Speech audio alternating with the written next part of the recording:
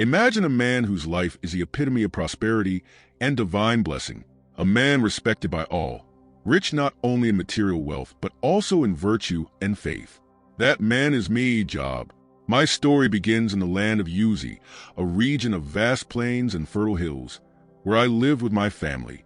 My wealth was immense, counted in thousands of sheep, camels, oxen, and donkeys. I was blessed with many servants who tended my flocks and fields, ensuring everything flourished. Beyond my material possessions, God blessed me with a large family. I had 7 sons and 3 daughters, all healthy and full of life. Our days were happy, filled with peace and joy. My children frequently held feasts in their homes, and I, fearing that perhaps in their hearts they might sin, would always rise early to offer sacrifices on their behalf. It was my way of ensuring that my family remained pure and under God's protection. However, what I did not know was that amid all this prosperity, a heavenly discussion was about to change my life forever. One day, when the sons of God came to present themselves before him, Satan also came among them. "Where have you come from?" asked the Lord. "From roaming the earth and walking around on it," Satan replied. And then God, in his wisdom, brought my name into the discussion. "Have you considered my servant Job? There is no one on earth like him, a blameless and upright man who fears God and shuns evil." But Satan, defiant as ever, questioned my integrity. "Does Job fear God for nothing? Have you not put a hedge around him, his household, and everything he has? You have blessed the work of his hands, and his flock spread across the land.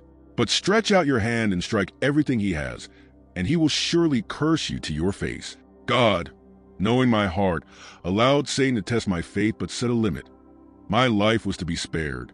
And so, without my knowledge, a storm of trials began to form, ready to descend upon me.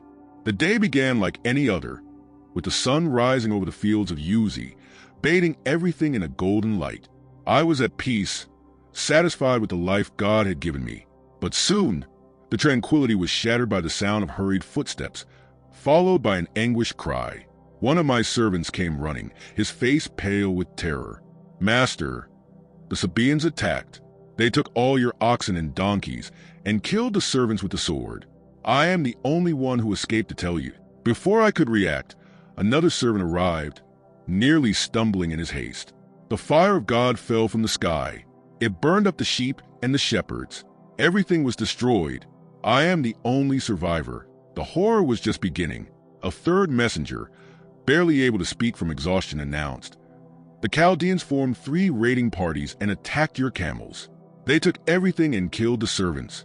I am the only one who escaped." My mind was spinning with the speed of the events.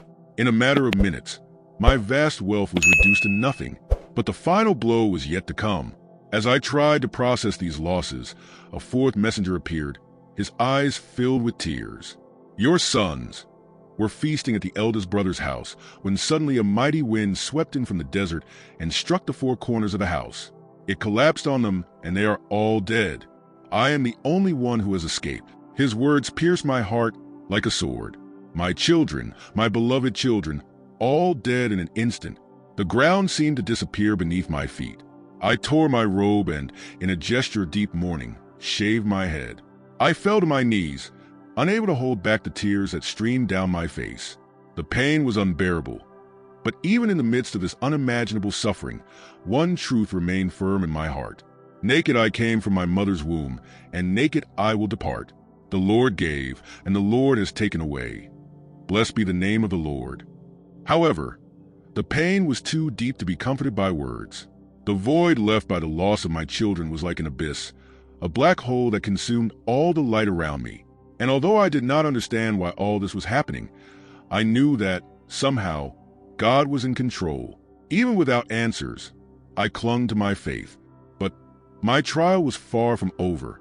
Satan, unsatisfied with taking my possessions and family, sought even more cruel permission to touch my flesh and bones. Skin for skin, a man will give all he has for his own life.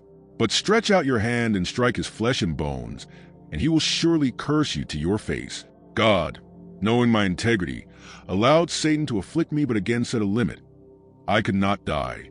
And so, the sores began to appear on my body. At first, a small itch that quickly turned into painful boils. My entire body was covered in festering ulcers, from the soles of my feet to the top of my head. The pain was unbearable, and my skin burned as if it were on fire. In desperation, I sat among the ashes, trying to find some relief by scraping the sores with a piece of broken pottery. My appearance, once dignified and respectable, was now that of a man who had been completely abandoned. The people who once revered me now looked at me with pity or disdain. My wife, seeing my deplorable state, could not bear it. She approached me, her voice full of bitterness and despair. "Are you still holding on to your integrity? Curse God and die." Her words, spoken with such pain, reflected the suffering she herself was enduring. She, who had lost as much as I had, now saw the husband she loved reduced to an unrecognizable being. But even in this darkness, I could not curse God. I replied to her, "You are talking like a foolish woman. Shall we accept good from God and not trouble?" Though my body was in agony, my soul still clung to faith. I did not understand why God allowed this to happen, but I knew that, somehow, He was still just and good. The days passed slowly, each bringing more pain and less hope. My nights were long, filled with insomnia and suffering. My days were empty, filled only with pain and the silence of God. I waited, but no answer came. What had I done to deserve such punishment? Had I, who always strove to live a righteous and just life, now been punished for some unknown sin? News of my calamity spread quickly throughout the land of Uz and beyond. My closest friends, Eliphaz the Temanite, Bildad the Shuhite, and Zophar the Naamathite, came from afar to see me. They were wise men, respected for their wisdom and piety.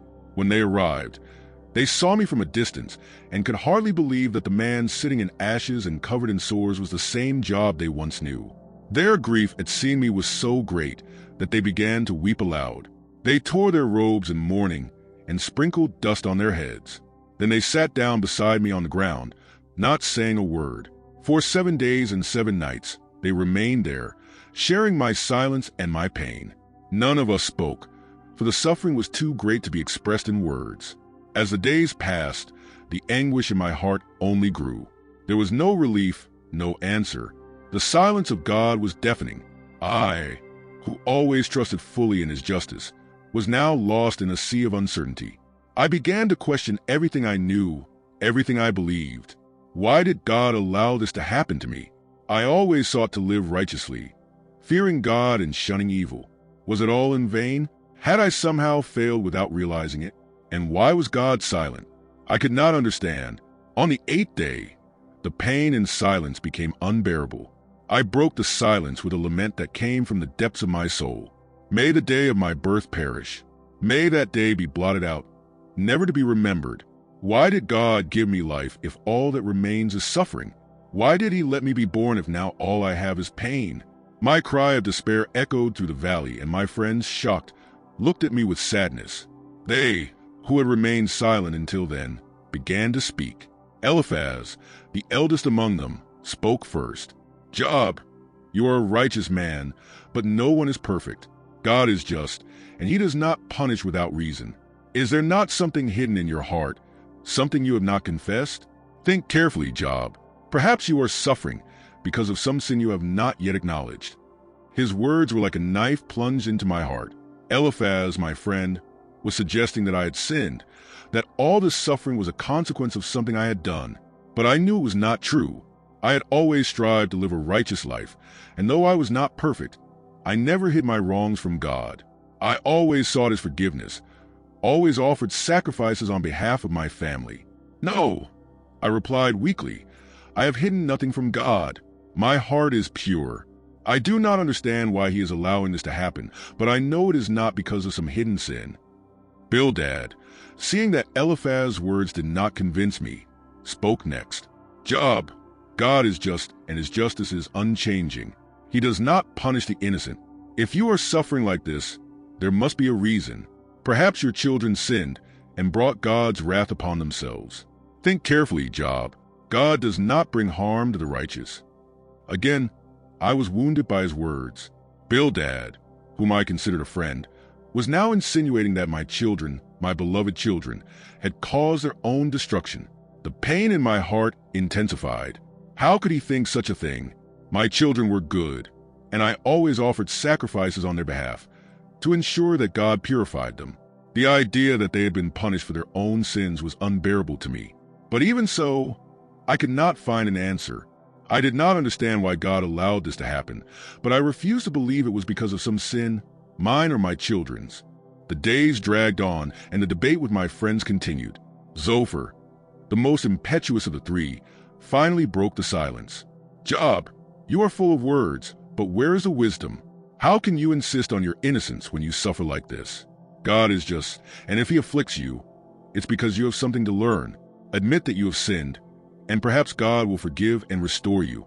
But as long as you continue to claim your innocence, he will not listen to you. With each word, my heart filled with more anguish.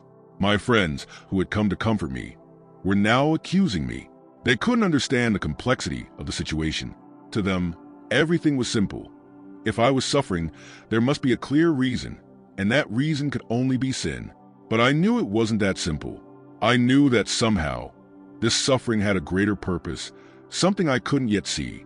You speak as men who know God, but you can't see beyond appearances, I replied, my voice heavy with sadness. I know God is just, but I cannot accept that he is punishing me for some sin. There is something more happening here, something beyond our understanding. And even though I don't understand, I still trust him.